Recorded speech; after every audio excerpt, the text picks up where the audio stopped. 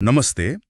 आज हामी कनिष्ठ टोली सदस्यहरूको व्यवस्थापन, उनीहरूको विकास यसमै केन्द्रित रहेर कुरा गर्दैछौँ। हामीसँग एउटा स्रोत सामग्री छ, युवा टोलीका लागि विकासको ढाँचा भन्ने। आज यसमा प्रस्तुत विचारहरूलाई अलि गहिरिएर हेरौँ है त। यसले स्थापित धारणाहरूलाई कसरी चुनौती दिन्छ भन्ने बारेमा। नमस्ते। हो, निश्चय पनि। यो विषयमा कुरा गर्दा नि प्राय एउटा प्रश्नबाट सुरु हुन्छ जस्तो लाग्छ मलाई। धेरै म्यानेजरहरूको मनमा हुन्छ यो। हो त नि। त्यो प्रश्न मैले मेरो कनिष्ठ टोलीका सदस्यहरूबाट कसरी अधिकतम लाभ लिन सक्छु, यही होइन त। तर यो स्रोत सामग्रीले त भन्छ कि यो प्रश्नै के भन्छ गलत पो छ कि सुरु गर्ने ठाउँ नै मिलेन कि जस्तो। एकदम होइन। स्रोतले के औल्याउँछ भने यो प्रश्नले नै जानेर होस् वा नजानेर एउटा मानसिकता देखाउँछ। त्यो हो विकासभन्दा कार्य सम्पादनलाई प्राथमिकता दिने, मतलब पर्फर्मेन्स ओभर डेभलपमेन्ट। यसको अर्थ के हो भने तत्कालको नतिजामा यति धेरै ध्यान जान्छ कि त्यो व्यक्तिको लामो समयको वृद्धि, उसको क्षमता विकास, त्यो चाहिँ ओझेलमा पर्छ। हो र? यो सुन्दा त अब सामान्य जस्तो पनि लाग्न सक्छ। तर स्रोतका अनुसार यसको गहिरो असर के पर्छ त? के यो खाली शब्द मात्रै फेरिएको हो कि साँच्चै व्यवस्थापन गर्ने तरिका नै फरक पर्छ यसले? होइन, यो शब्द मात्रै होइन, यो अलिक गहिरो कुरा छ। स्रोतको तर्क के छ भने नि, जब म्यानेजमेन्टको ध्यानै खाली लाभ लिनेमा हुन्छ, तब के हुन्छ?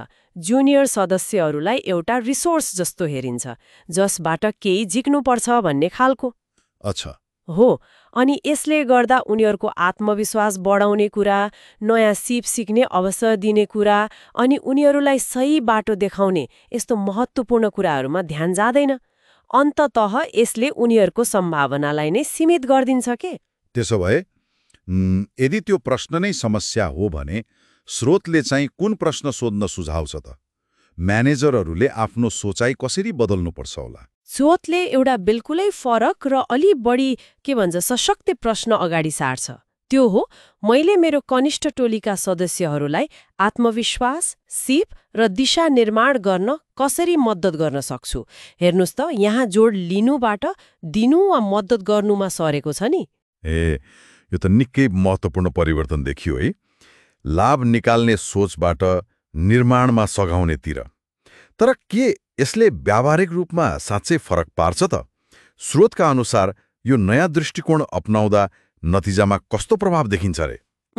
स्रोतको तर्क अनुसार जब ध्यान सदस्यको विकासमा जान्छ, मतलब उनीहरूको आत्मविश्वास बढाउने, सिप तिखार्ने, करियरको दिशा अलि प्रष्ट पार्ने कुरामा केन्द्रित भइन्छ नि, तब एउटा सकारात्मक परिवर्तन आउँछ।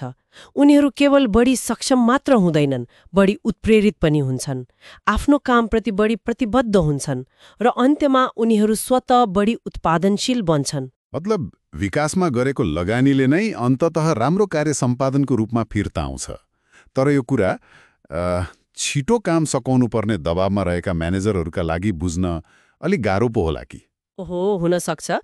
तर स्रोतले यसलाई एक किसिमको रणनीतिक लगानीको रूपमा हेर्छ। तत्कालको सानो फाइदाको पछि लाग्नुभन्दा नि सदस्यको क्षमता बनाउनमा ध्यान दिँदा लामो समयमा व्यक्ति र संस्था दुवैलाई ठूलो फाइदा पुग्छ। उनीहरूले आफूलाई मूल्यवान महसुस गर्छन्, सिक्छन् अनि कम्पनीप्रति बढी वफादार हुन्छन्। यसले त प्रतिभा पलायन रोक्न पनि मद्दत गर्छ नि। स्पष्ट भयो। त्यसो भए यो छलफलबाट लिनुपर्ने मुख्य सन्देश चाहिँ के रहेछ त, सारमा भन्नुपर्दा? सारमा सन्देश यो हो, कनिष्ठ सदस्यहरूलाई केवल प्रयोग गर्ने सोचबाट माथि उठ्नु पर्यो।